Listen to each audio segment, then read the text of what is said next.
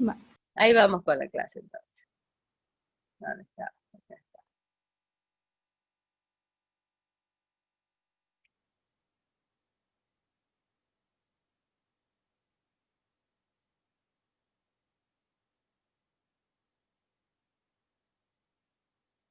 Muy bien. La clase de hoy, entonces, hoy vamos a entrar en otra etapa de nuestra materia, que es metabolismo. Y en metabolismo vamos a ver el trabajo de todas las macromoléculas que hemos venido viendo hasta ahora, desde el primer cuatrimestre, que se acuerdan que ustedes aprendieron primero química inorgánica, después orgánica, después les enseñamos las uniones químicas, bueno, todo eso que aprendieron ahí, después lo aplicaron cuando vimos cada una de las moléculas, cuando vimos hidratos de carbono, cómo se anillaba, cuando vimos proteínas que tenía el grupo funcional característico que es el grupo amino, cuando veíamos lípido que tiene un grupo funcional que es el carboxilo, y cómo ellos era su estructura. Ahora, todo eso que aprendí, o los nucleótidos, ahora, todo eso que aprendimos ahí lo vamos a aplicar en metabolismo. Entonces acá vamos a ver cómo la célula utiliza todas esas macromoléculas para su funcionamiento. Entonces, esta es una etapa nueva de la materia en la cual tiene que tener muy clarito y muy bien los conocimientos de cada una de las estructuras de lípidos, proteínas, hidratos de carbono, nucleótidos, y de las enzimas, cosa que ahora ustedes aplican ese conocimiento en metabolismo para poder entender todo lo que van a ser los procesos catabólicos y de síntesis. Veamos acá. ¿Qué es el metabolismo celular? Van a encontrar varias definiciones, vamos a ir complejizando. Se define como la suma total de las reacciones enzimáticas que tienen lugar en la célula. El metabolismo es el conjunto de reacciones bioquímicas, procesos físicos químicos que ocurren en la célula y en el organismo en los que intercambian materia y energía con su entorno. O sea que acá estamos viendo que hay todo un trabajo celular, es un trabajo dinámico. Ustedes están viendo, dice reacciones bioquímicas, físico-químicas, o sea que acá todos trabajan. Veamos los objetivos del metabolismo. Obtener energía química, que se almacena en los enlaces de ATP. ¿Se acuerdan cuando nosotros veíamos el ATP, la molécula de ATP, que yo les enseñaba que en cada uno de los enlaces fosfato hay energía? Entonces, el metabolismo celular trabaja con eso, ya sea que lo utilice para armar, o sea, un proceso de síntesis de molécula o para otras cuestiones, ya lo vamos a ir viendo de a poco. Otro objetivo, convertir los elementos nutritivos exógenos en los precursores de los componentes moleculares de la célula. ¿Eso qué significa? Que va a utilizar cada componente, o sea, cada macromolécula que ingrese, lo va a utilizar como precursor para el trabajo celular. Otro objetivo, reunir esos precursores para formar proteínas, ácidos nucleicos, lípidos y otros componentes celulares. O sea que aparte de que va a usar para el trabajo celular, también los va a usar para formar macromoléculas, porque las células también necesitan, o sea, es como una fábrica. Y el cuarto objetivo es formar y degradar aquellas biomoléculas necesarias para las funciones celulares especializadas. Acá ya vamos a ver moléculas especiales para situaciones especiales. Entonces, el metabolismo tiene estos objetivos: 4, obtener energía, convertir esos componentes nutritivos que ingresan, convertirlos como precursores para el trabajo celular.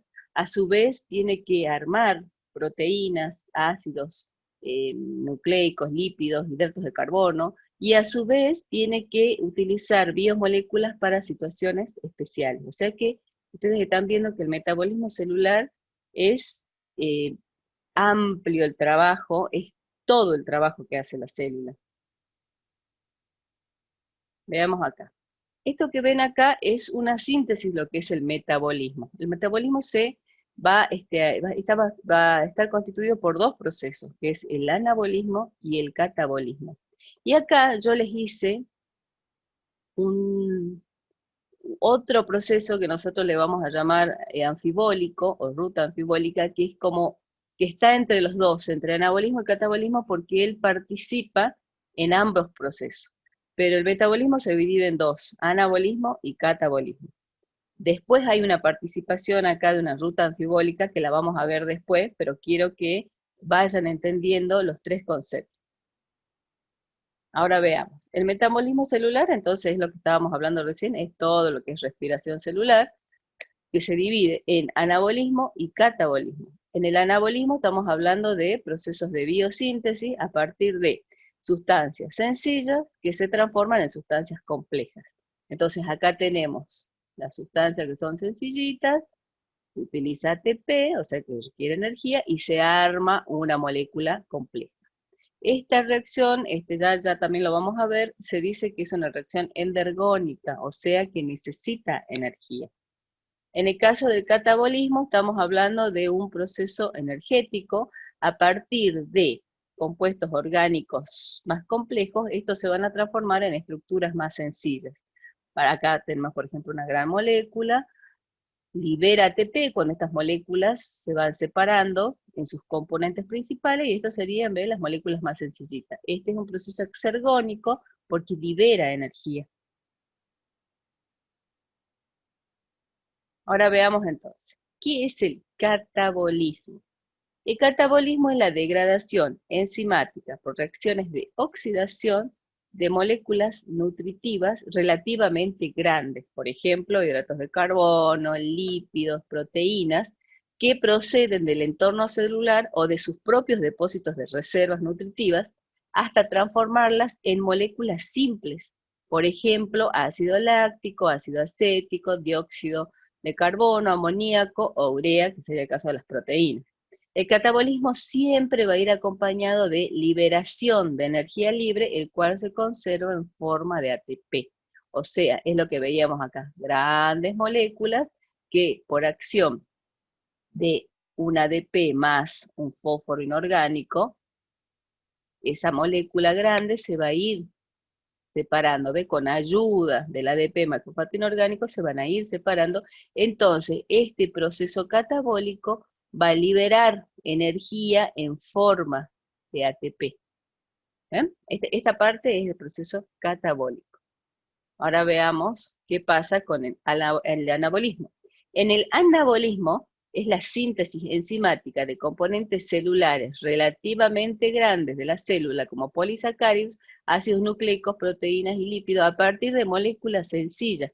O sea, es la síntesis de estas grandes moléculas a partir de moléculas simples que necesitan ¿de quién? Del ATP, que recién fue liberado por el catabolismo. O sea, el catabolismo formó ATP, liberó, que ¿quién lo va a utilizar? Lo utiliza el anabolismo. Entonces, esa energía proporcionada en forma de ATP es lo que va a utilizar el anabolismo para volver a sintetizar o a armar una gran molécula. ¿Ven? Esto que está acá es el proceso anabólico.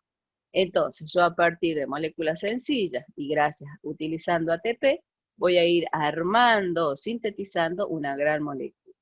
Y en el proceso catabólico, al revés. O sea, yo voy a tener una gran molécula y gracias a que al aporte de este enlace de ADP más el grupo fosfato, voy a poder degradarla y entonces la voy a ir transformando en una molécula más sencilla y siempre voy a ir formando ATP, que será utilizado por el proceso anabólico. O sea que los dos es como que se complementan, tanto anabolismo como catabolismo. Ahora veamos acá. Esto sería como una síntesis de cómo trabaja. Yo tengo nutrientes, que son los que tienen la energía, carbohidratos, lípidos, proteínas. Por acción de el catabolismo y por el aporte y la ayuda de estas coenzimas, ¿se acuerdan que las habíamos visto? Las coenzimas en los ácidos nucleicos en la clase pasada, NAD oxidado, NAD fosfato oxidado, FAD oxidado, y acá está el ADP más el grupo fosfato. Entonces, gracias a ellos, van a hacer el aporte ¿para qué? Para que esos nutrientes que contienen energía queden en sus mínimas moléculas, o sea, en dióxido de carbono, agua, y en el caso de las proteínas, amoníaco. A su vez, ellos se reducen, entonces queda NAD reducido, NAD fosfato reducido, FAT reducido, y queda formado el ATP. que va en forma de energía química. Entonces, ¿qué va a pasar con todos ellos? Ellos son coenzimas más el ATP que van a ser utilizados en la vía anabólica, o sea, en síntesis. ¿Por qué? Porque estas moléculas que serían monosacáridos como glucosa, fructosa, galactosa, los ácidos grasos, los aminoácidos, las bases nitrogenadas, los van a utilizar ¿para qué? Para poder armar las macromoléculas, o sea, polisacáridos, lípidos, proteínas y los ácidos nucleicos, ¿ven? Y entonces, y otra vez el círculo se repite. O sea que tanto anabolismo como catabolismo son dos procesos que están perfectamente conectados. Uno necesita del otro. Ahora hablemos de lo que recién les decía. ¿Qué hace la ruta anfibólica? La ruta anfibólica se la puede utilizar catabólicamente para lograr la degradación completa de moléculas pequeñas que se producen en el catabolismo. Y a su vez se la puede utilizar anabólicamente como precursora de pequeñas moléculas que van a ser utilizadas para el anabolismo. O sea, acá el ejemplo clarito que nosotros vamos a tener siempre en el trabajo celular es el ciclo de Krebs, que ustedes también lo pueden conocer como ciclo del ácido tricarboxílico o ciclo del ácido cítrico. Nosotros en nuestra cátedra le decimos ciclo de Krebs. El ciclo de Krebs es una vía anfibólica. ¿Por qué? Porque ayuda a la degradación de los hidratos de carbono, de las grasas y de las proteínas mediante la acetil-CoA y a su vez proporciona, o sea, los degrada y a su vez proporciona ATP en esa degradación y también proporciona NAD reducido y FAT reducido, que después son los que van a ser como los precursores para volver a sintetizar las mismas moléculas que él hace un rato había ayudado a degradar. O sea que él después aporta los mismos precursores para que se puedan volver a armar estas grandes moléculas. O sea que él tiene, se le dice que es la ruta anfibólica, hace las dos cosas. Hace procesos de catabolismo y también hace procesos de anabolismo. Por eso es que se le llama ruta anfibólica y es común para todas las macromoléculas que todas finalmente llegan al ciclo de Krebs. Ahora veamos la diferencia que puede haber entre catabolismo y anabolismo. En el catabolismo, recién hemos dicho, libera energía. El anabolismo, ¿qué hace? Requiere energía. El catabolismo tiene reacciones de degradación, o sea que va como desarmando, si se quiere, esa gran molécula. El anabolismo, ¿qué hace? Las va armando, o sea que tiene reacciones biosintéticas. En el caso de las dos, tanto las reacciones degradativas, o sea, de catabólisis, como las de anabólisis, o sea, el anabolismo, que son las reacciones biosintéticas, en los dos casos se utilizan enzimas. O sea, no hay forma de que estas reacciones se produzcan, tanto en catabolismo como en anabolismo, si no se utilizan las enzimas específicas para cada situación. En el caso, bueno, ya hemos dicho, del anabolismo se libera energía, y en el caso del anabolismo utiliza esa energía. En el caso del catabolismo, tenemos compuestos orgánicos complejos que van a ser degradados a moléculas simples. Y en el caso del anabolismo, estamos en un opuesto, o sea, utilizamos esas moléculas simples para poder armar moléculas complejas. Y estamos diciendo que el catabolismo tiene reacción exergónica, o sea, libera energía, y el anabolismo tiene una reacción endergónica, o sea, utiliza esa energía. Esas serían las diferencias básicas entre catabolismo y anabolismo. Ahora, esto que ven acá es una visión general del metabolismo celular. Por ahí a lo mejor no les quede muy clarito por la cuestión de la imagen. Este es un gráfico que a mí me gusta mucho del libro de Feducci Canosa, que creo que se lo hemos dicho y lo tienen en link para que lo vean cuando entren al aula virtual. Y acá están, van a ver en procesos, en el rosa, el color rosa es el catabolismo. Entonces ustedes van a ver cómo las proteínas se transforman en aminoácidos, los ácidos nucleicos, los hidratos de carbono, los lípidos, y ustedes van a ver cómo ellos todos finalmente convergen en el ciclo de Krebs y todos entran finalmente a la respiración celular. O sea, esto que ven acá es la visión general del metabolismo celular. Eso es lo que pasa en la célula con el trabajo celular. En el caso del color celeste, ustedes van a ver cómo Krebs aporta los precursores para que se vuelvan a armar estas grandes moléculas. Y en el color rosado ustedes van a ver cómo el catabolismo degrada y finalmente todo va al ciclo de Krebs y finalmente todo va a ser dióxido de carbono, agua, en el caso de las proteínas urea, o sea, en forma amoníaco y la formación de ATP. O sea, todo esto que ven acá es el trabajo celular en el caso de aplicado al metabolismo. Esto es lo que ustedes van a aprender, nada más que nosotros los vamos a aprender con fórmulas, porque ustedes ya saben cómo son las fórmulas de cada una de las macromoléculas, entonces ahora la vamos a aplicar a metabolismo.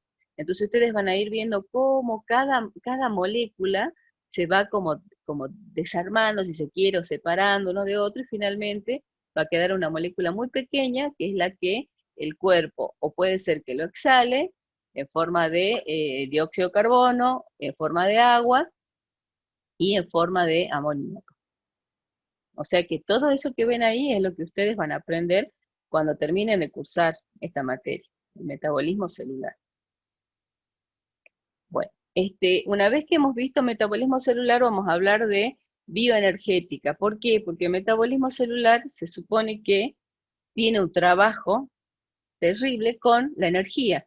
Entonces acá hay una frase de Stephen Hawking, que sí lo deben conocer o lo habrán escuchado nombrar, que dice que para sobrevivir los humanos tenemos que consumir alimentos, que es una forma ordenada de energía, y convertirlo en calor, que es una forma desordenada de energía. Entonces ahora vamos a ver, porque acá vamos a entrar en conceptos como son la entalpía y la entropía.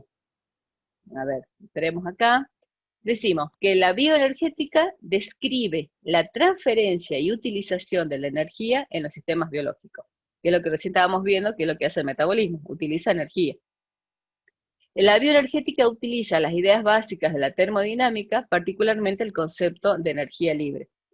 Los cambios en la energía libre, o sea, delta de G, permite cuantificar y predecir la factibilidad energética de una reacción química. Ahora veamos cómo sería. La bioenergética describe la transferencia y utilización de la energía en los sistemas biológicos.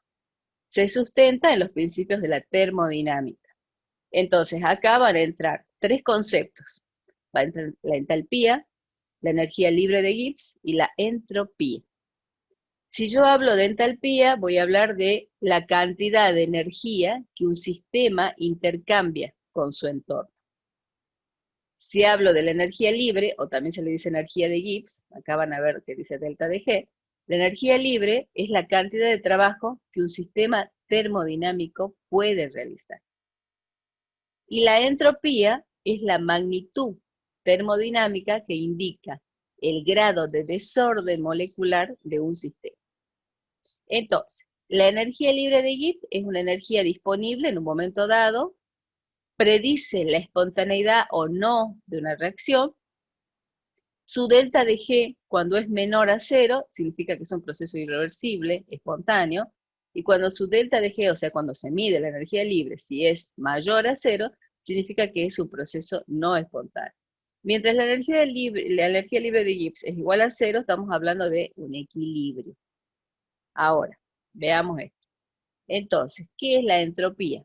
Es la magnitud termodinámica que indica el grado de desorden molecular de un sistema. Acá ustedes van a ver que hay un alto nivel de desorden. Entonces, la entropía significa que va a ser alta. A medida que este sistema se va ordenando, significa que esa entropía va a bajar. Entonces acá ya no tengo desorden, sino que tengo un sistema ordenado. O sea que eso es básicamente la entropía. Entonces acá va a haber mucha producción de energía. Ahora, entonces, en función de eso, ¿qué vamos a decir? ¿Cuáles son las reacciones químicas del metabolismo? ¿Qué serían las reacciones químicas del metabolismo? Las reacciones químicas tienen lugar en la célula y le proporcionan la energía y la materia necesaria para mantener y regenerar sus funciones, sus estructuras y mantener sus funciones vitales. Entonces nosotros dentro de las reacciones químicas del metabolismo tenemos dos tipos, que es lo que recién veíamos, ¿se acuerdan? Teníamos las reacciones exergónicas y las endergónicas. Cuando yo hablo de reacciones exergónicas, o sea, que hablaba de que había una liberación de energía. Entonces hablo de que es espontáneo el delta de G es menor a cero, tiene reacciones de degradación y obviamente libera energía. Cuando yo hablo de reacciones endergónicas, o sea, no son espontáneas, tienen un delta de G mayor a cero, son reacciones de síntesis. O sea, ¿qué estoy haciendo? Estoy volviendo a armar, estoy sintetizando una molécula. Entonces requiero energía que puede provenir. Si es de la energía solar, vamos a hablar de las plantas, no es nuestro caso. Nosotros estamos utilizando de dónde la energía que se libera de las reacciones exergónicas. Entonces, acá entraron dos conceptos. Reacciones químicas de metabolismo tenemos las reacciones exergónicas, libera energía, que son utilizadas por las reacciones endergónicas, por eso se llaman energónicas, porque utilizan esa energía que es liberada por las reacciones exergónicas. Bueno, entendiendo entonces lo que tenemos acá, que sería lo que hemos visto de metabolismo y cómo la bioenergética trabaja con el metabolismo, ¿qué decimos? Que las reacciones químicas transforman la energía de esas sustancias que nosotros adquirimos, que serían los alimentos, a una forma biológicamente utilizable. Entonces ahí se van a producir dos reacciones, las energónicas y las exergónicas. Las reacciones exergónicas son aquellas que van a liberar energía por el resultado del proceso químico al cual es sometido ese nutriente que ingresa. Entonces libero energía. Y las reacciones endergónicas son aquellas que requieren que se le añada energía a esos reactivos. ¿Qué serían los reactivos? Todos los que van a trabajar para poder armar esa molécula, que serían en general las enzimas. Entonces, se le suma energía y ahí, ¿qué es lo que estamos utilizando? Energía libre, que sería esta energía que viene de las reacciones exergónicas. Acá, el famoso ATP, que no quiero que lo olviden, acá ustedes van a ver que cuando el ATP, por acción de un ATPasa, se desdobla en ADP más un grupo fosfato, se libera calor. Eso es la energía liberada. Eso es energía. O sea que cada vez que un enlace entre fosfatos del ADP, o perdón, del ATP, se libere, se separe, ahí va a haber una liberación de energía.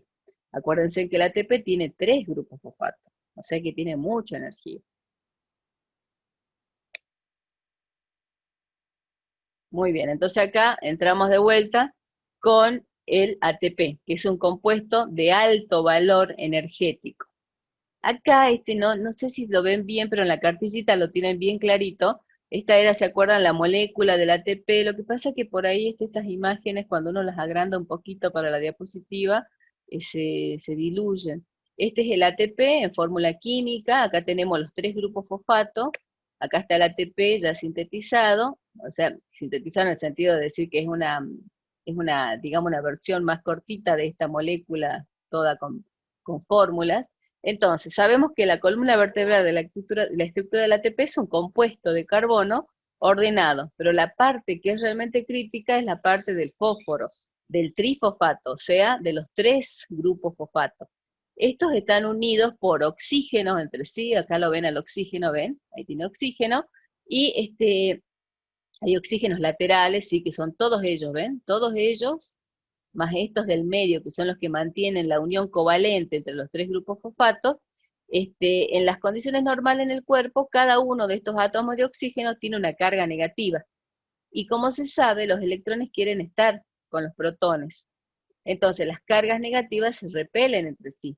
Estas cargas negativas, así todas juntitas, quieren escapar, como quien diría, entonces, para alejarse una de las otras, porque se repelen porque tienen cargas negativas cada una. Entonces, así que ahí hay una gran energía potencial, porque ellas no quieren estar juntas, se repelen, entonces hay mucha energía. Entonces, cada vez que acá hay una hidrólisis, se separa un grupo fosfato del resto, acá hay gran liberación de energía. ¿Ven? ¿Ven este rulito acá lila que se hace acá? Eso significa que hay gran cantidad de energía.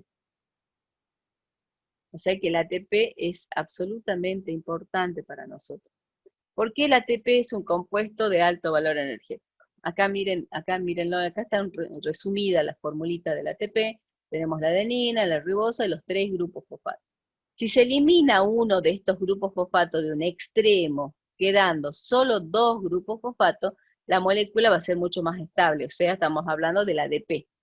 Esta conversión del ATP en ADP es una reacción extremadamente importante para el suministro de energía para todos los procesos que realiza la célula. Entonces, el corte de un enlace con su consiguiente reordenamiento de los otros dos, hace que haya una liberación de energía que es de 7.3 calorías por mol.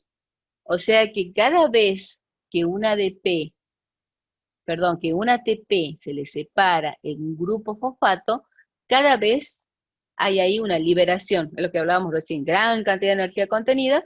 Entonces, cada vez que un grupo fosfato se libera o se separa de un ATP, hay liberación de energía que sería calculada entre 7.3 kilocalorías. Y acá entonces me quedaría el ADP, que es como les dice el autor, el ADP es una molécula mucho más estable. Lo que quiero que entiendan es que es absolutamente importante el ADP más fosfato inorgánico y el ATP. O sea, visto entonces todo esto que hemos visto hasta ahora, metabolismo y el trabajo que hace con la energía, ahora hablemos de la degradación de una primer macromolécula que son los hidratos de carbono. Los hidratos de carbono, entonces ustedes la van a conocer como esa degradación de hidratos de carbono, se la conoce como glucólisis o glicólisis. Acá hay un pequeño esquema como para que ustedes vean todo lo que es, resumidamente, lo que sucede con la glicólisis. Acá está la glucosa, y finalmente la glucosa se transforma en piruvato por una serie de reacciones que ocurren en el citoplasma celular. Entonces vamos a entrar a ver lo que es la glucólisis. Primero vamos a hablar cómo es que yo voy a obtener esa glucosa. Entonces vamos a hablar de la digestión de los azúcares de la dieta. ¿Cómo ustedes llegan a obtener glucosa? O sea, la célula, ¿cómo le llega la glucosa? Por los hidratos de carbono, que pueden ser ¿quién? Polisacáridos, glucógeno, almidón, y dentro de ellos sus componentes, amilosa y amilopectina. También pueden ser disacáridos, los más comunes y lo que nosotros hemos visto, lactosa, sacarosa, maltosa, y después los monosacáridos, que son glucosa, fructosa, galactosa, entre otros, ¿no? O sea, estoy nombrando los principales y los más conocidos. Una vez que ustedes consumen nutrientes con estas macromoléculas, va a haber una serie de enzimas que van a actuar. Entonces ahí vamos a tener las maltasas, las isomaltasas, las isomerasas, todas esas enzimas van a actuar sobre estos polisacáridos, disacáridos o los monosacáridos y van a ir trabajando. ¿Y qué van a ir haciendo? Van a ir separando sus enlaces. Miren, acá tenemos el almidón con los enlaces alfa 1,4 y acá tenemos el glucógeno que tiene los enlaces alfa 1,4 y alfa 1,6 las ramificaciones. Entonces, por acción de diferentes enzimas que les estoy nombrando, ¿qué va a pasar? Se van a quedar en ¿qué? En los componentes principales, que sería el anillito de glucosa. O sea que todos los hidratos de carbono finalmente van a ser convertidos a glucosa por acción de enzimas específicas para esta función. Entonces ahí ustedes están viendo que la glucosa va a llegar como un monómero, o sea, como única, como único componente. ¿Para qué? Para poder entrar en la glicólisis. Entonces, ¿a dónde va a ocurrir esto? En el citoplasma celular. Entonces, una vez que yo tengo la glucosa, gracias a que las enzimas de mi organismo han separado los hidratos de carbono que yo he consumido por vía exógena, que todo esto calculo que lo ven mejor en procesos biológicos 1 o anatomía y fisiología, o sea, ahí lo tienen que ver. Nosotros ahora vamos a ver la glucosa como tal. Acá está, esta que ven acá es la vía de glicolítica de Emden-Meyerhoff-Parnasse, que son los bioquímicos y el fisiólogo que han descubierto cómo es que la glucosa se degrada, y vamos a decir que la glucólisis o glicólisis es el proceso a través del cual una molécula de glucosa es degradada finalmente en dos moléculas de piruvato. A través de la glucólisis se produce energía que es utilizada por el organismo en distintos procesos celulares y bueno, también es conocida, como les estaba diciendo, por el ciclo de Emden-Meyerhoff-Parnasse. La glucólisis corresponde al paso inicial a partir del cual se genera el proceso de respiración celular o aeróbica en el que es necesario la presencia de oxígeno. En el caso de los ambientes que tienen ausencia de oxígeno, la glucólisis ocurre y acá también se lo conoce como el proceso de fermentación, pero no llegaría hasta piruvato, sino que pasa a otro componente que es el lactato. Y ahí estaríamos hablando de anaerobiosis. Esta glicólisis que ven acá no es la que nosotros usamos, pero esta es muy bonita como para que la tengan, para ver así como en forma general, cuando quieran ver la glucosa, la glicólisis, perdón. Ahora vamos a ver parte por parte cómo es que va sucediendo la glicólisis. La glicólisis tiene dos etapas. La glicólisis está catalizada por la acción de un grupo de 11 enzimas que están localizadas en la porción soluble del citoplasma celular y se pueden considerar dos fases. En la primera fase, la glucosa se fosforila y arma dos moléculas de gliceraldehído 3-fosfato. Y en la segunda fase, estas dos moléculas de gliceraldehído 3-fosfato se transforman en dos moléculas de ácido láctico. En la fase 1, constituye un proceso preparativo o de congregación, en el que ciertos números de exosas penetran en el esquema después de fosforilarse a expensas del ATP y dan un producto común, el gliceraldehído 3-fosfato. Y en la fase 2, que es la ruta común para todos los azúcares, se produce la fosforilación de ese ADP y se llevan a cabo reacciones de óxido de reducción obteniéndose lactato. Ahora veamos cómo van a ser estos casos. Acá yo tengo entonces, en la fase 1, que estoy hablando de la congregación de azúcares sencillos, estábamos hablando de monómeros, o sea, estábamos hablando de glucosa, fructosa. Veamos acá. Acá tenemos la glucosa en su forma anillada. Acá ella se va a fosforilar por acción del ATP. Entonces, ¿qué hace? Entra ATP, le deposita un grupo fosfato en su carbono 6, ¿ven? La fosforila, aquí ayuda el catión magnesio.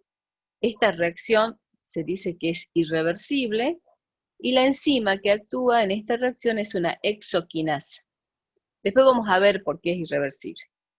Entonces, tengo la glucosa, después que he visto cómo ella finalmente llegó a ser un monómero, después de haber degradado a las grandes cadenas de hidratos de carbono, tengo acá la glucosa, por acción del ATP, la fosforila, entonces en carbono 6, le deposita el grupo fosfato, el ATP se va como ADP, acá ayuda el catión magnesio, y la enzima que trabaja en esta conversión o en esta fosforilación de la glucosa es la exoquinasa.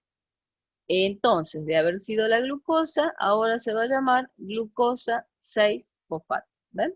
Yo tengo la glucosa en el carbono 6, tengo el grupo fosfato que me aportó el ATP.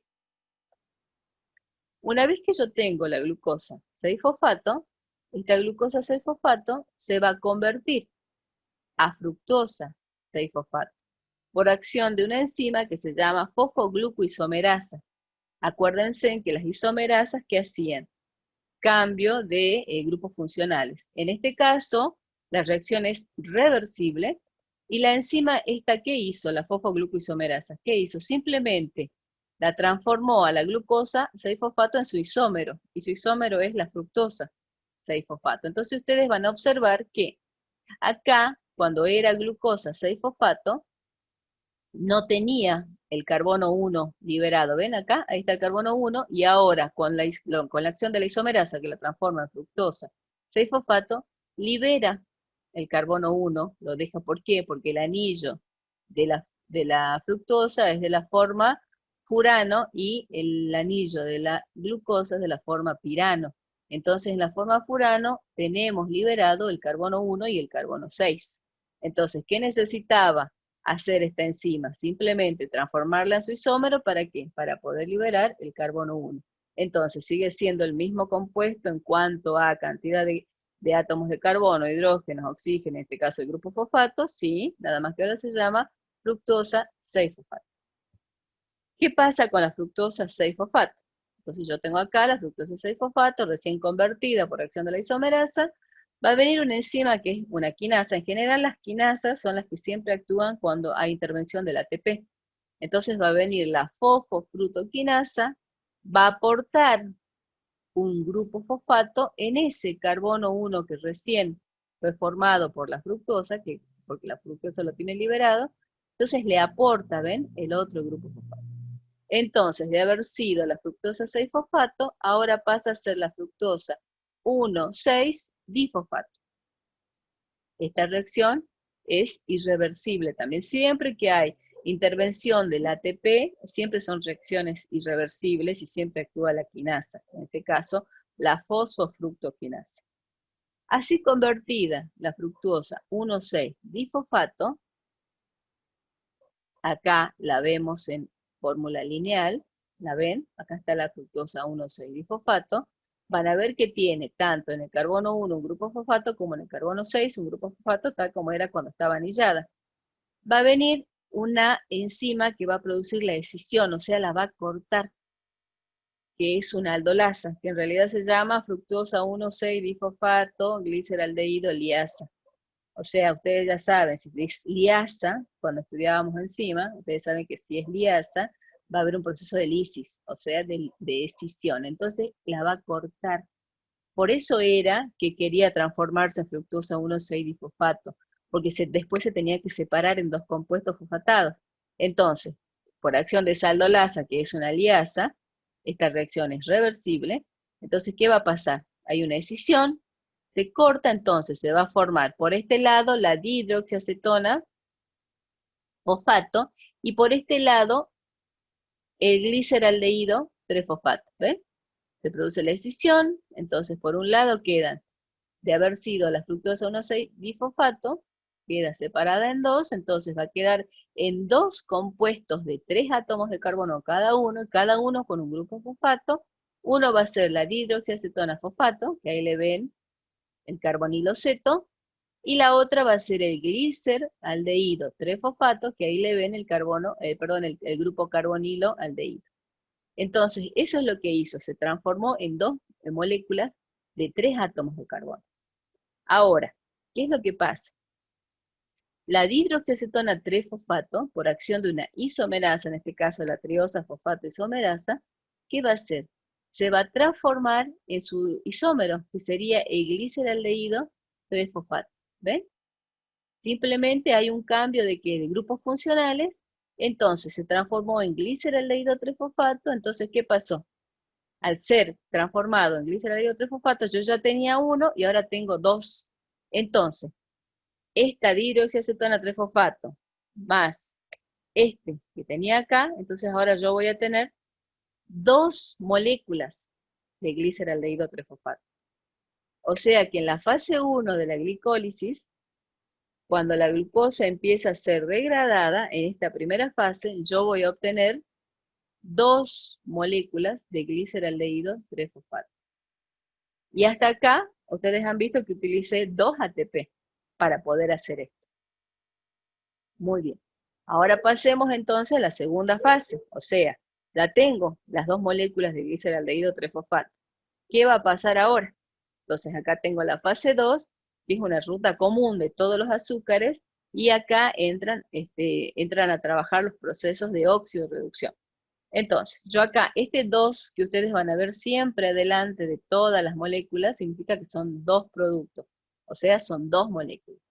Entonces yo acá tengo dos moléculas de gliceraldehído 3-fosfato. Ustedes van a ver que esta P, que sería el fosfato, en circulito, significa que es un grupo fosfato que está unido a esta molécula, como el recién lo han visto en fórmula desarrollada cuando empezábamos a degradar glucosa. Entonces yo tengo dos moléculas de gliceraldehído 3-fosfato. ¿Qué va a pasar? El gliceraldehído 3-fosfato se va a oxidar. Entonces va a venir un nadoxidado por acción de la gliceraldehído 3-fosfato deshidrogenasa, o sea, ahora trabajan las deshidrogenasas. Entonces va a venir un nadoxidado. ¿Y qué va a hacer? Él va a retirar, él necesita reducirse. Entonces, ¿qué va a hacer con la molécula de gliceraldehído 3-fosfato? Le va a retirar dos hidrogeniones y ¿qué va a pasar? Miren acá, cómo queda. Le retiran, ¿ven? Y entonces, ¿qué pasa acá? Como él le va a retirar 2 lugares, van a quedar libres 2 lugares, va a entrar un fosfato, o sea, un grupo fosfato, y se va a posicionar en uno de los hidrogeniones que fue retirado. Y me va a quedar transformada la molécula en lo que se va a llamar 1,3-difosfoglicerato. O sea, viene nada oxidado, se reduce, retira esos hidrogeniones que están ahí, ¿para qué? Para dejar lugar a un grupo fosfato que va a venir y se va a unir a esta altura de la molécula, al carbono 1, y entonces se va a transformar en el 1,3-difosfoglicerato. Todo tiene su razón de ser, entonces vamos a ver por qué quieren hacer eso. Entonces hemos dicho que esto es la oxidación del gliceraldehído 3-fosfato a 1,3-difosfoglicerato. Siempre estamos hablando de doble producto. Trabaja una enzima que es la deshidrogenasa. Ustedes no tienen que saber el nombre de la enzima que se llama gliceraldehído 3-fosfato deshidrogenasa. No, con que digan que es deshidrogenasa es suficiente.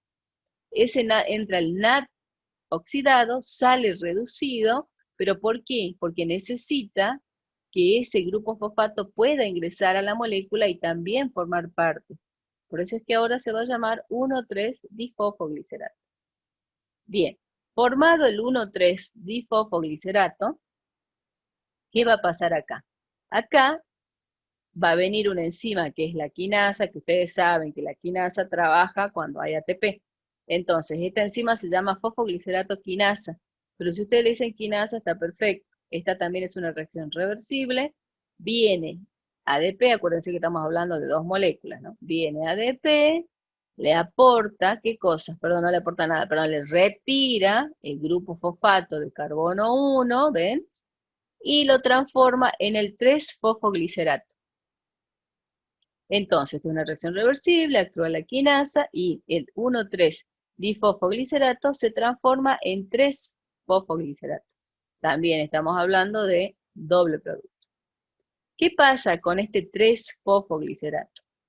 El 3-fosfoglicerato se va a convertir a 2-fosfoglicerato. Por una reacción reversible, acá trabaja el magnesio, el catión magnesio, y por acción de la mutasa, o sea, de la fosfoglicerato mutasa, ¿qué va a pasar?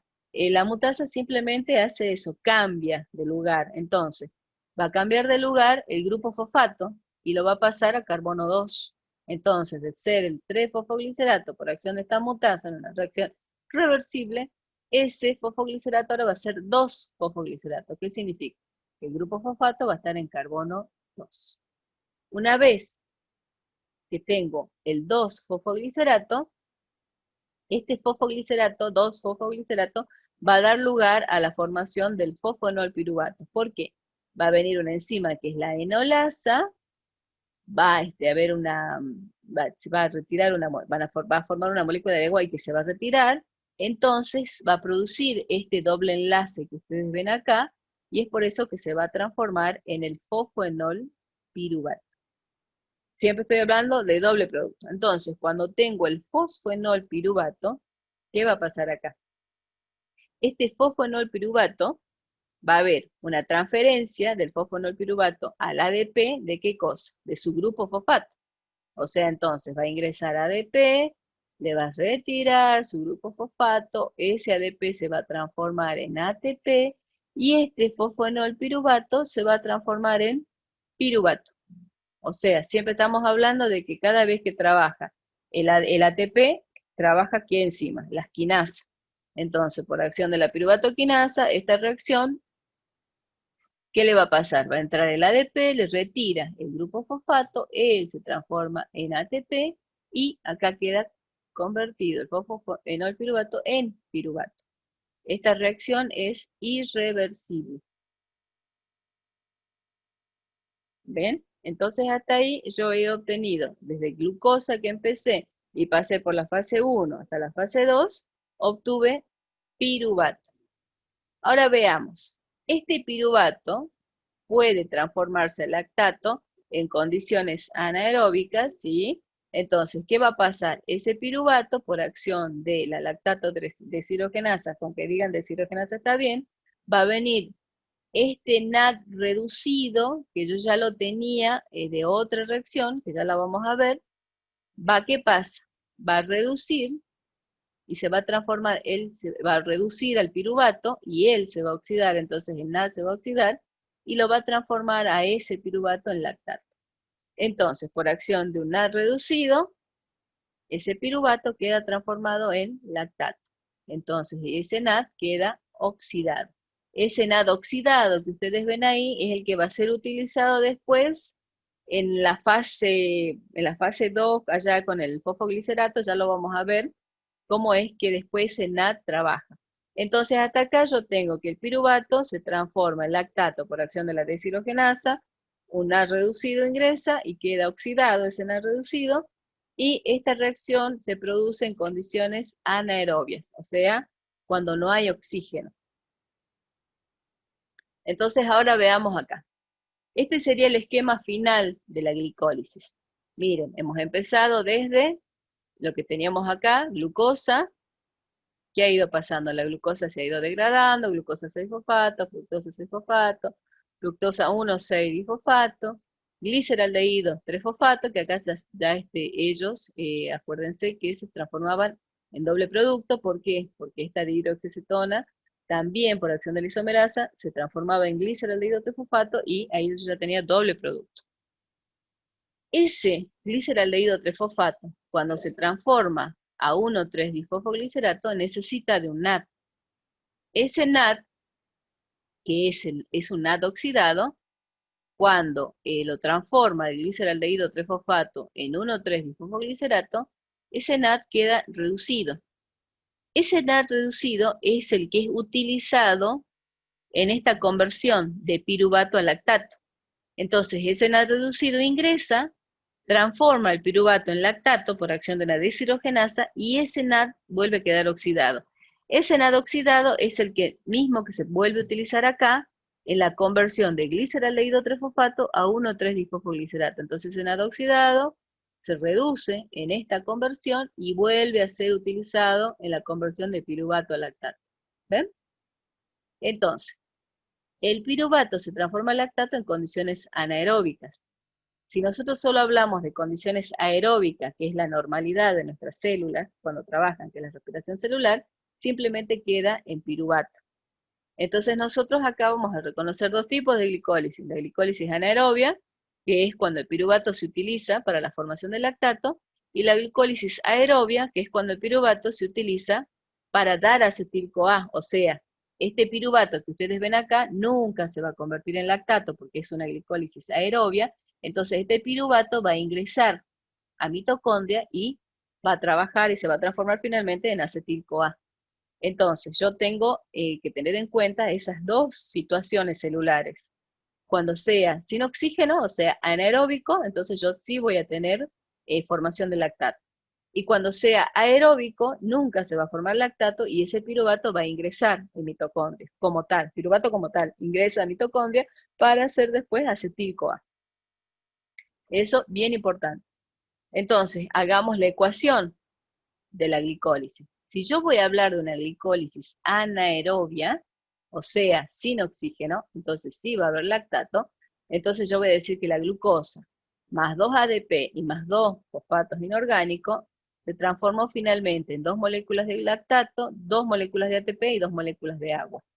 Eso fue cuando piruvato se transforma en lactato. Estoy hablando entonces de una glicólisis anaerobia. Ahora, si hablo de una glicólisis aerobia, o sea, presencia de oxígeno, esa glucosa más 2 ADP más 2 fósforo inorgánico más 2 NAD oxidado se van a transformar en 2 moléculas de piruvato, 2 moléculas de ATP, 2 NAD reducido, obviamente acá con sus hidrogeneos respectivos, y 2 moléculas de agua. Y va a ser a piruvato. O sea que ese piruvato que yo tengo de mi glicólisis aerobia, o sea, en presencia de oxígeno, es el que va a ingresar al ciclo de Krebs y va a formar parte de ese ciclo de Krebs para seguir con la degradación. Eso tiene que estar bien clarito. Entonces ahora vamos a hablar del lactato que queda ahí como un poco colgadito, que no sabemos qué pasa con el lactato. Bueno, ¿qué pasa con el lactato? En condiciones anaerobias, el lactato es el producto final de la glicólisis, el cual se difunde a través de la membrana plasmática de la célula hacia el entorno como un producto de desecho. Cuando las células musculares de los animales superiores actúan de manera anaerobia durante cortos esfuerzos de actividad vigorosa, el lactato escapa de esas células musculares, que acá ustedes ven el grafiquito, escapa de las células musculares a la sangre y es transformado en el hígado a glucosa. O sea que el lactato es algo así como la reserva. El lactato está en los músculos y escapa, y como bien dice, escapa por el torrente sanguíneo hacia el hígado cuando el organismo está en una situación excepcional. O sea, dice actividad vigorosa. ¿Han visto cuando hacen mucha gimnasia y están así como agitados? Bueno, ahí está el lactato. Entonces, ¿qué significa? Que nosotros pocas veces tenemos situaciones anaeróbicas. Nuestra situación en general del organismo es aeróbica. Entonces, siempre la glucosa va a ser transformada finalmente a piruvato y el piruvato va a ingresar en la mitocondria para formar acetil-CoA. En casos excepcionales hay formación de lactato, ¿por qué? Porque hay anaerobiosis, entonces ahí recién se forma el lactato y queda depositado en el músculo como una situación de reserva. Por eso era importante que ustedes sepan quién es el lactato. Ay, perdón, acá ya me pasé al otro tema. ¿Entienden, niños? Entonces, vamos a volver de vuelta, porque para mí es muy importante que ustedes entiendan bien clarito lo de la glicólisis. Tengo glucosa, primera fase, aglicerdaldehído 3-fosfato, y la segunda fase tengo que a piruvato, si es una condición aeróbica, o si es anaerobiosis, tengo a lactato. En el caso de que tengo una condición aeróbica, ese piruvato va a ingresar a acetil-CoA y se va a formar parte perdón, va a ingresar a mitocondria y va a formar parte del acetil-CoA. Y en el caso de anaerobiosis, se va a transformar en lactato y ese lactato va a ser una reserva que va a estar en los músculos. Entonces yo voy a tener en el balance dos tipos de glicólisis, la anaeróbica, que sería lactato, y la aeróbica, que sería apiruvato. Entonces acá, bueno, ya hemos visto qué sería lo que hace el lactato. Entonces, en función de eso, a ver si puedo volver de vuelta y les hago un repasito. Les hago un repasito de esto que me interesa, que lo vean muy bien, lo que es la glicólisis. Ustedes en la cartilla lo tienen así y lo tienen con fórmula, lo tienen de todas las maneras, de tal modo que ustedes puedan estudiar de la mejor manera que sea para ustedes. Primero a lo mejor les resulte mejor aprenderlo en nombre, lo aprenden en nombre y después lo asocian con la fórmula química, o lo aprenden primero con fórmula química y después con el nombre, no hay ningún problema. La cuestión es que tienen que saber bien entonces la glucosa hasta la primera fase, a glicer, y después de glicer a piruvato o lactato, depende de qué situación sea, y tienen que saber los dos conceptos, si es una situación anaeróbica o si es una situación aeróbica. Ahora miren acá, ¿se acuerdan que yo les había hablado de procesos irreversibles cuando íbamos hablando de pasaje a pasaje? Ustedes van a ver acá que la glucosa a glucosa 6-fosfato es un proceso irreversible. Después van a ver acá que la fructosa 6-fosfato, la fructosa 1,6-difosfato también es otro proceso irreversible. Después van a ver dobles flechitas, ¿ven? Flechitas de diferente dirección.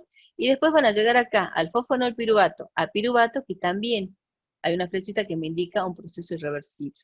¿Eso qué significa? Que cuando se tenga que formar glucosa en el proceso anabólico, esos procesos irreversibles que me están indicando en el proceso catabólico, significa que va a haber algo, van a entrar a formar parte de otras enzimas y otros procesos para poder convertirse. Mientras que acá, por ejemplo, por darles un ejemplo, acá, de fosfonol piruvato a fosfoglicerato, es sencillo la conversión porque simplemente por una enzima él se va a convertir en fosfoglicerato. En los procesos irreversibles, por ejemplo en de fosfonol piruvato a piruvato, va a haber todo un pasaje importante para que este piruvato se pueda convertir a fosfonol piruvato. O sea, no va a ser tan sencillo como es en estos procesos reversibles. Entonces, cuando nosotros tengamos que volver a armar, o sea, en la gluconeogénesis, cuando tengamos que volver a formar glucosa, hay 3 procesos irreversibles en la biosíntesis de hidratos de carbono. Y a eso quería llegar.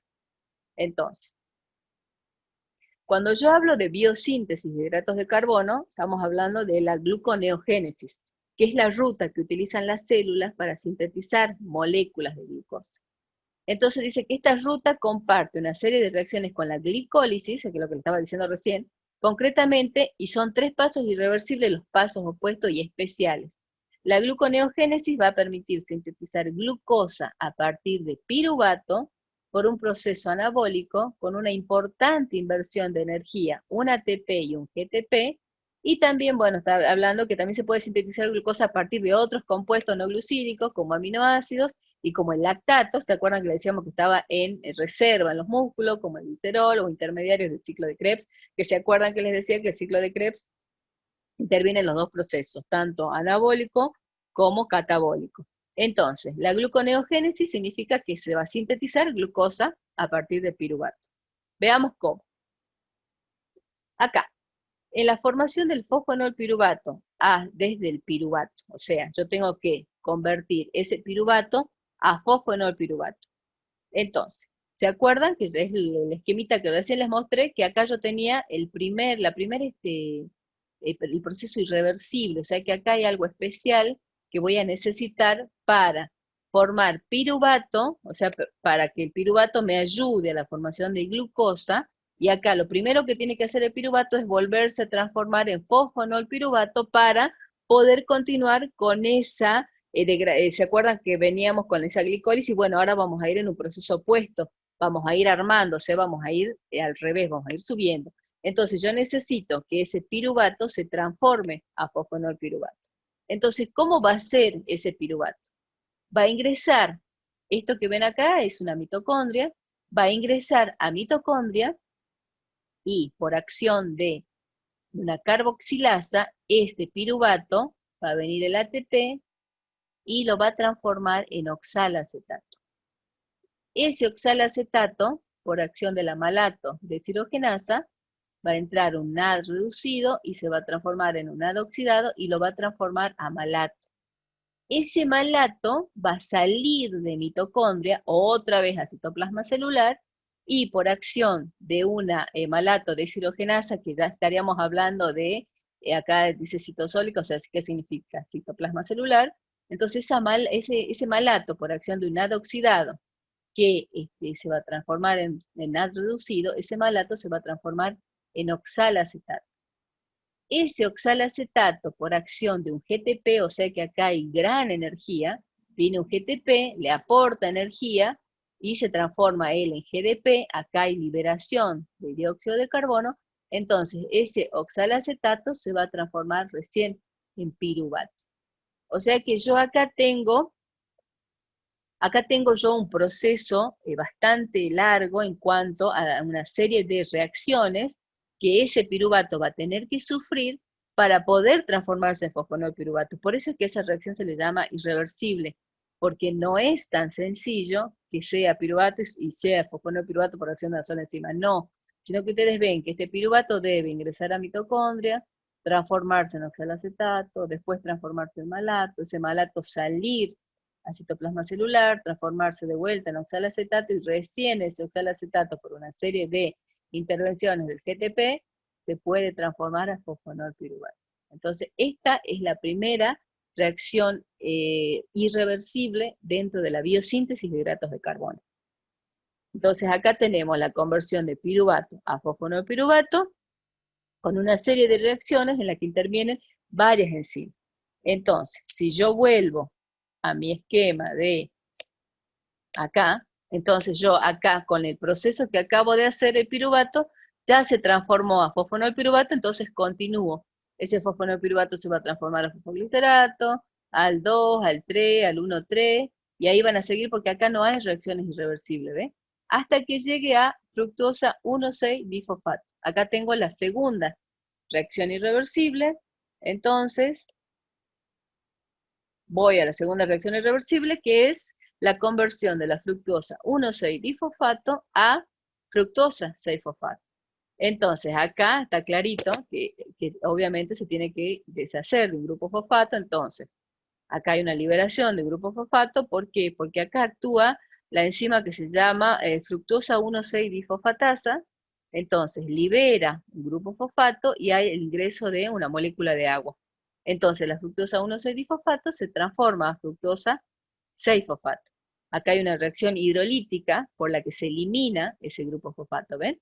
O sea, por acción de esta enzima, que es la difosfatasa, va a permitir que ese grupo fosfato se vaya, y entonces le permite el ingreso del agua, que es la que va a ocupar lugar. Entonces, es como que se fue el grupo fosfato y la fructosa quedó transformada a fructosa 6-fosfato. Entonces ahora lo veamos en el esquema. Entonces ven, acá estábamos, entonces ahora la fructosa 1,6-difosfato quedó por ese proceso, por acción de la fosfatasa, entrada de un fósforo inorgánico perdón, salida de fósforo inorgánico y entrada de agua, queda transformada en la fructosa 6-fosfato. Ahora hay una conversión bien tranquila, reversible, a la glucosa 6-fosfato, porque por una acción de la isomerasa, y entonces ahora veamos cómo la glucosa 6-fosfato se va a transformar en glucosa. Entonces volvemos de vuelta al esquema. Entonces, acá tengo la glucosa 6-fosfato, que acuérdense que el grupo fosfato está en carbono 6. Entonces, esta es también es igual que la anterior, una reacción hidrolítica. Entonces, va a haber liberación de ese grupo fosfato, o sea, de un fósforo inorgánico, por acción de la glucosa 6-difosfatasa, a ingreso de agua, que va a ocupar el lugarcito. Entonces, me va a quedar transformado en glucosa. Entonces, ¿qué sabemos de esta enzima que es bien importante? La glucosa 6-fosfatasa, que está solo en hígado y riñón. O sea que esta gluconeogénesis ocurre en hígado, sobre todo en el hepatocito, en el citoplasma, ¿no es cierto? Estamos hablando del citoplasma celular. Entonces, hemos visto las tres reacciones irreversibles de la biosíntesis de hidratos de carbono. De piruvato a fosfonolpiruvato, que hay una serie de reacciones enzimáticas de manera tal que el piruvato puede transformarse en fosfonolpiruvato y continuar con la gluconeogénesis, o sea, continuar armando, si se quiere la palabra, armando la glucosa. Después vamos a tener otra en fructosa 1,6-difosfato a fructosa 6-fosfato, ahí tenemos otra reacción irreversible, que ahí actúa la difosfatasa, y después vamos a tener el tercer y la última reacción irreversible, que es de glucosa 6-fosfato a glucosa. Entonces acá quedaría lista la gluconeogénesis, o sea, la transformación de piruvato a glucosa. Eso sería en un proceso anabólico, o sea, estoy armando una molécula compleja a partir de una muy sencillita que era el piruvato. Entonces, acá tengo, este gráfico que ven acá es del libro de Feducci, que como les dije la profe ya les puso el link para que ustedes puedan verlo. Acá entonces vamos a ver un resumen de lo que sería la glicólisis en la fase 1, que es la fase preparatoria, que habíamos dicho que era ¿qué cosa? De glucosa a las dos moléculas de gliceraldehído 3-fosfato. Entonces yo tenía la glucosa, que iba sufriendo todas estas transformaciones. Acá están las enzimas, todo lo que ingresa, cómo hace esa glucosa para ir sufriendo toda esta serie de pasos, hasta finalmente ser gliceraldehído 3-fosfato, y esta que era la dihidroxiacetona 3-fosfato, por acción de la isomerasa, se transforma en gliceraldehído 3-fosfato. Entonces yo finalmente voy a tener dos moléculas de gliceraldehído 3-fosfato en la fase 1. Y en la fase 2, que también se le llama de rendimiento energético, entonces yo voy a tener la conversión de esas dos moléculas de gliceraldehído en piruvato para el caso de una situación aeróbica, o sea, una glicólisis aeróbica. Entonces yo finalmente ese gliceraldehído 3-fosfato, esas dos moléculas, van a ir sufriendo todas estas transformaciones por acción de todas estas enzimas, hasta que finalmente yo obtengo el piruvato.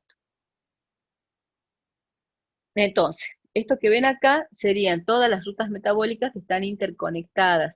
Esto es lo que finalmente nosotros vamos a aprender. Hoy aprendimos la parte de acá, de polisacáridos, o sea, de hidratos de carbono. O sea, hoy aprendimos degradación de hidratos de carbono, polisacárido, degradado hasta lo que era el monosacárido, que era la glucosa, que finalmente es la que empezamos a degradar. Finalmente, ácido pirúvico. El ácido pirúvico va a ingresar mitocondria, se transforma en acetil-CoA, y la acetil-CoA es un partícipe re importante, y uno de los el principal, si se quiere, del ciclo de Krebs, y cómo después, a partir de un transporte de electrones, que sería la respiración celular, finalmente todo eso queda transformado en agua y en dióxido de carbono. Y van a ver cómo tanto las proteínas como los lípidos convergen en ciclo de Krebs para todo ser finalmente degradado a agua, a dióxido de carbono, y en el caso de las proteínas también a amoníaco. O sea que esto que ven acá sería el resumen de lo que ustedes van a aprender a lo largo de todo este tiempo que nos queda en la materia hasta que terminemos, que serían todas las degradaciones metabólicas. Bueno, muchas gracias. Hasta acá, entonces, ahí hasta acá hemos visto metabolismo. Bueno, en el equipo, nosotros ya nos conocen, cada día nos conocen más. Bueno, y ahí estamos. El Zoom.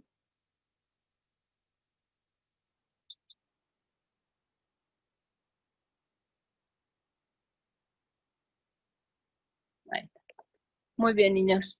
Es un tema largo, necesita mucho estudio por parte de ustedes, necesita mucha comprensión sobre todo de las macromoléculas, y ahora que hemos visto degradación y biosíntesis de hidratos de carbono, necesitan mucho conocimiento de todo lo que habíamos visto de hidratos de carbono cuando era macromolécula, o sea, cuando era macromolécula, cuando la aprendimos como macromolécula, cuando se anillaba, los grupos funcionales, o sea que necesitan mucha concentración y mucho estudio por parte de esas moléculas para poder entender lo que sería lo que es el catabolismo de hidratos de carbono y a su vez el anabolismo, que el anabolismo es mucho más sencillo, ¿no?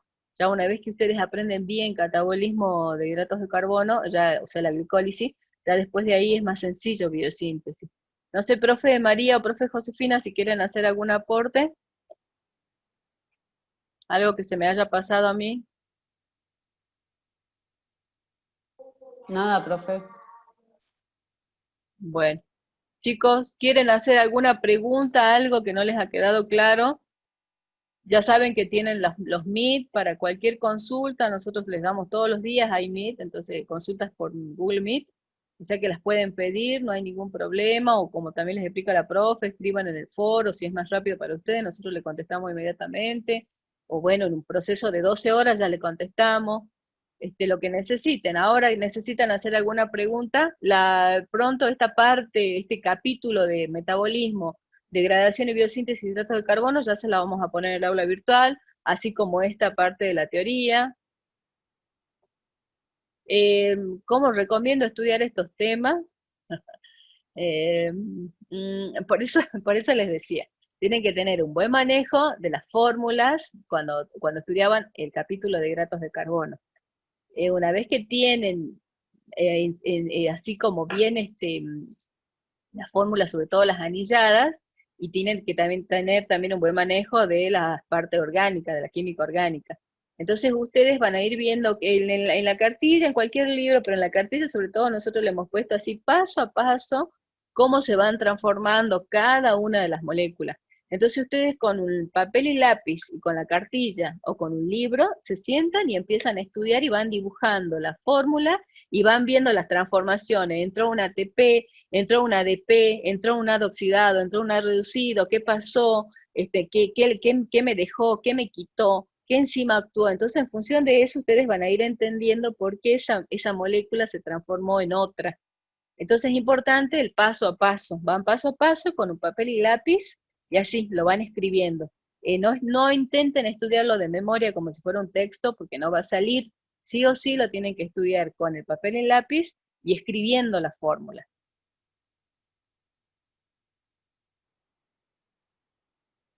¿No tienen otra preguntita?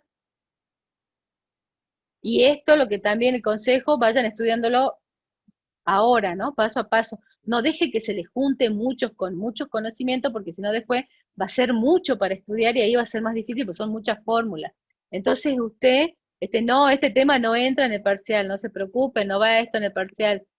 Ya está preocupada, no se preocupe. Esta semana es el parcial, el jueves 19 a las 9 de la mañana un turno que por favor traten de entrar en ese turno y después de las 20 horas, que hemos dicho que en general es cuando más se llena de chicos, cuando más quieren hacer, y es cuando colapsa, y es cuando por ahí se les tilda las preguntas, y sale como que sí le respondieron y en realidad no le respondieron, entonces sale como cero, valor cero, entonces por ahí eso infiere en la nota final del parcial. Entonces, por favor, háganlo temprano, háganlo a las 9 de la mañana, cosa de que ya están tranquilos y les ha ido bien, porque en general ustedes esperan el último momento y eso está mal, porque ahí es cuando colapsa el sistema.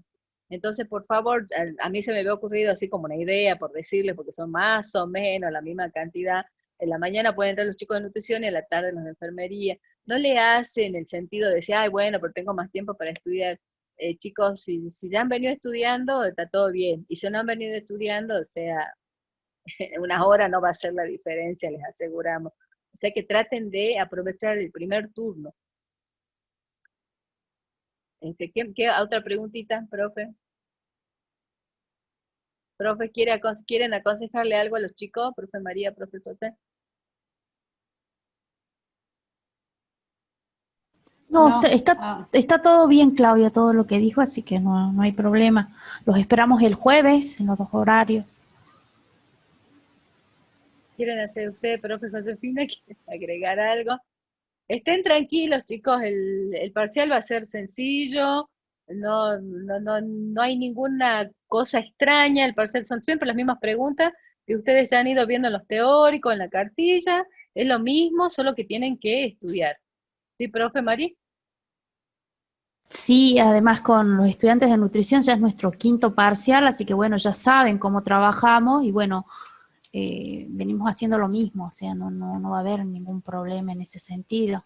Y con los estudiantes de enfermería, bueno, es el primer evaluativo que van a tener, pero los que hicieron optativa ya también saben cómo hemos venido trabajando, así que no hemos tenido ninguna dificultad en los 5 parciales que hicimos, en los 4 parciales, perdón, y los 2 en el intensivo, así que bueno, no va a haber problema, o sea, estamos esperándolos ya directos el jueves a rendir, porque ya tenemos la metodología trabajada y bueno, hemos ido mejorándola con cada uno de los evaluativos, así que Claro, y aparte tienen los está, cuestionarios en sí, donde practican, o sea que sí, practican chicos, todo, sí, sí, sin sí, miedo, así que no, chicos, sin miedo. sí, Si estudian, está todo bien. Bueno, entonces nos veremos. El lunes que viene es feriado, profe Mari. sí, es Es feriado. feriado, pero no es feriado nuestro, chicos. Es feriado de los chicos que trabajan en en la facultad. Es el feriado de los PAU, puede ser, ¿no es cierto? Si mal no, Sí, claro. sí, Entonces, por eso no vamos a tener aula Zoom, porque ellos son los chicos, la parte administrativa, técnica de la facultad, que trabajan en la facultad, entonces no, por eso no vamos a tener aula Zoom. Así que no va a haber clases, pero no porque sea un feriado nuestro, sino porque es un feriado de los chicos de técnica y de administración. Pero igual la profe, bueno, igual ustedes vayan adelantando, ¿no es cierto, profe Mari? sí, también estaba pensando en grabarla a la clase, entonces la clase que quede grabada en video y no será Zoom, sino un video y bueno, Claro, para avanzar. sí, Habría que ver bien también. el cronograma, No, sí, Claudia, para que estamos bien, ok, estamos ok, bien, eso es sí, sí. importante. Sí, sí, nosotros el cualquier cosa lunes le es vamos. feriado nacional, creo, profe. ¿Es feriado nacional? ¿De qué es el Lo tengo feriado? marcado en mi agenda como Yo entonces no, feriado nacional. porque yo entiendo que el 23, 24, 25, el 27, el viernes 27 sí es feriado por los chicos Pau. Pensaba que era por el lunes, ¿no? No sabía, ¿qué es feriado? Ah, El soberanía 20, sí, nacional. Ah, en muy honor a la bien. batalla de la vuelta de obligado. Dice Aldana Figueroa que es soberanía, profe de la soberanía. No, el día de la... No, es en marzo. Chicos, No, esta no, cuestión de la sí, pero igual cuarentena, siempre hemos tenido los feriados, igual en los otros cuatrimestres hemos dado la sí. clase, la Yo me grabamos y preocupaba por la va. cuestión técnica, exactamente. Sí, Ya le vamos a avisar, chicos, cualquier cosa. No se preocupen, ustedes no van a sí, perder nada. Ustedes estudien nada más y sigamos avanzando. Y creo que esa semana también es de recuperatorio, si les va mal el jueves 19, ¿no, profe? sí, el Esa semana. 26 va a ser este Eso, el ahí está, recuperatorio. sí, verdad. Entonces, el jueves 26, si les va mal en el jueves 19 con el quinto evaluativo para nutrición y el primero para los chicos de enfermería, tienen la posibilidad de recuperar el jueves 26, en los mismos horarios. También ya le vamos Sí. a avisar, le vamos a poner. Dice, profe, ¿cuántas preguntas en el parcial? Y estamos pensando en unas 100, Sofía, no sé cómo, ¿qué te parece? Sofía no leyó el evaluativo. Sofía, a Libro leer de el libro, evaluativo. exacto. La profe Son María 20 preguntas siempre, son 20 preguntas las que se hacen y bueno, en función a eso va variando, pero siempre en la temática que han venido estudiando semana a semana, que han venido trabajando, o sea, no va a ser algo que no hayan, que sea un tema diferente a los que no hemos ido trabajando en cada semana. Sí, el horario es de 9 a 10, tienen una hora para el parcial. Y en la noche es de 20 horas a 21.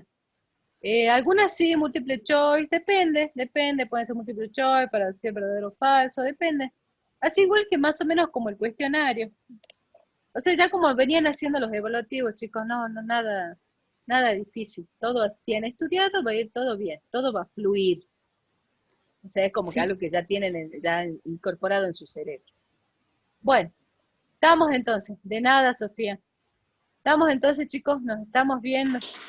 Nos vemos, ya le vamos a ir avisando todo lo que nosotros, las novedades, ya les vamos a ir avisando. Los chicos de enfermería, por favor, terminen de mandar todos sus datos. Así ya estamos bien para el jueves, que es el parcial. Cualquier cosa, consultan, chicos, ¿no? Escriban al foro, pidan el Meet para el jueves, para el parcial del jueves si tienen dudas. Bueno, neta, chicos, nos vemos entonces. Chao, chao, profes. Chao. La profe. ¿Tú te pareció Amadeo?